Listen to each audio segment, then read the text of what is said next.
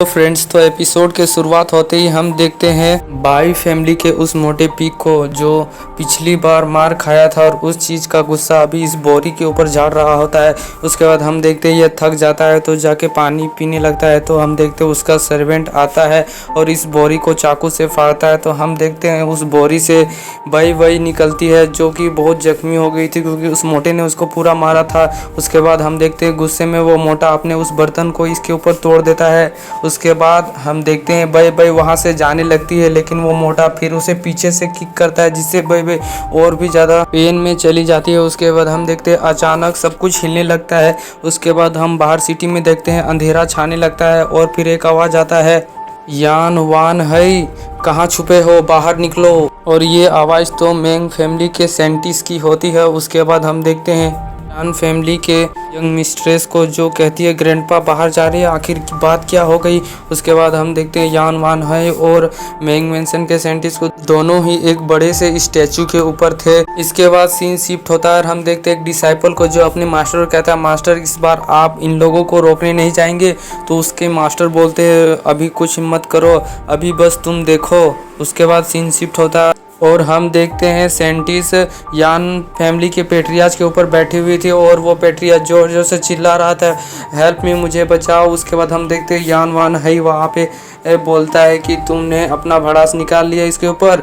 तब देखते हैं हम सेंटिस उड़ जाती है और फिर अपना पावर प्रेशर रिलीज़ करती है जिससे वहाँ पे यान फैमिली के पेट्रियाज नीचे गिर जाते हैं। उसके बाद हम देखते हैं दोनों आपस में बातें करने लगते हैं। यान वान हई कहता है तुम तो और ज़्यादा दिन टिकोगी नहीं। उसके बाद सेंटिस कहती है तुम्हारे बेटे ने मेंग मेंशन में जाके मुझे ओल्ड लेडी कहा। उसके बाद उसने मुझे कहा तुम जल्दी मरोगी, तुम अपने बेटों को संभालो, अब तुमने भी ये गलती किया है, अब मैं तुम्हें छोड़ूंगी नहीं, या तो तुम बचोगे या फिर मैं बचूंगी। उसके बाद हम देखते हैं सेंटिस अपना पावर को और रिलीज करती है और अपने सेंट बॉडी को बाहर निकालती है। हम देखते हैं ये सेंट बॉडी तो लॉर्ड ऑफ फायर है। उसके बाद हम देखते हैं वो अपने इस पावर से अटैक करती है यान वान हई के ऊपर। तो यान वान हई कहता है क्या तुम पागल हो गई हो। उसके बाद यान वान हई भी अपने पावर को रिलीज करता है और अपने स्पिरिट बॉडी को निकालता है जिसका नाम होता है लॉर्ड ऑफ माउंटेन।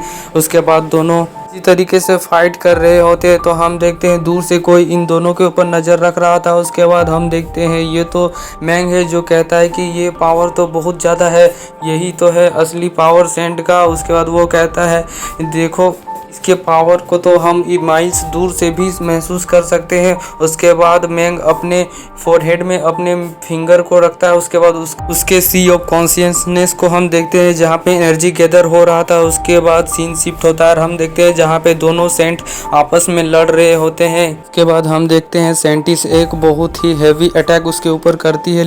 तो यान वान हई कहता है क्या तुम सच में पागल हो गई हो।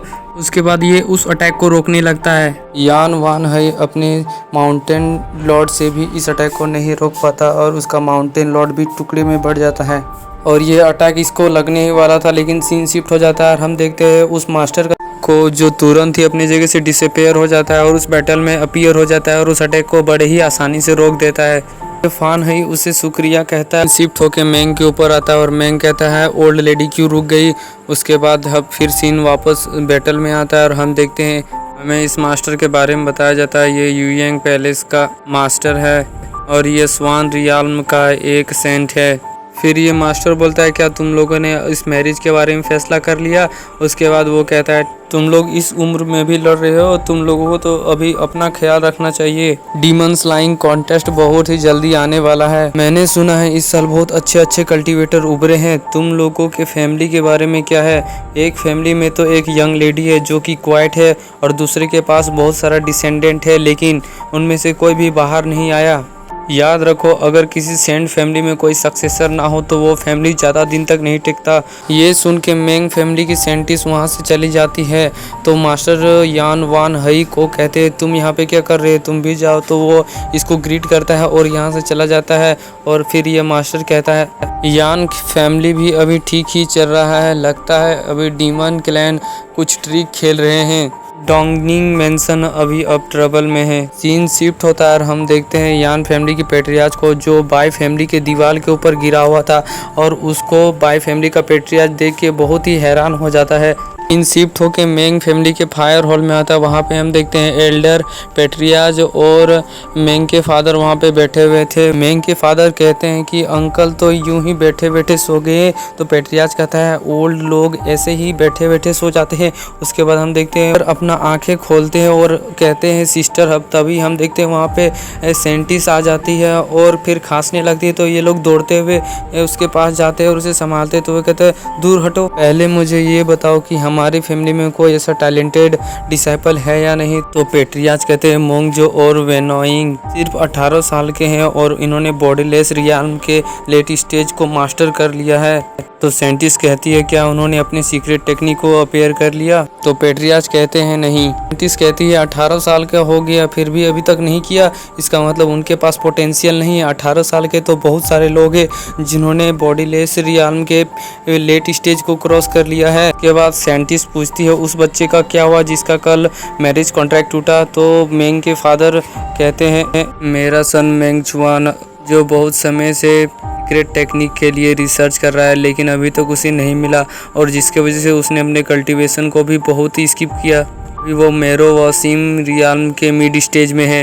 ये सुन के सेंटिस वहाँ से जाने लगती है।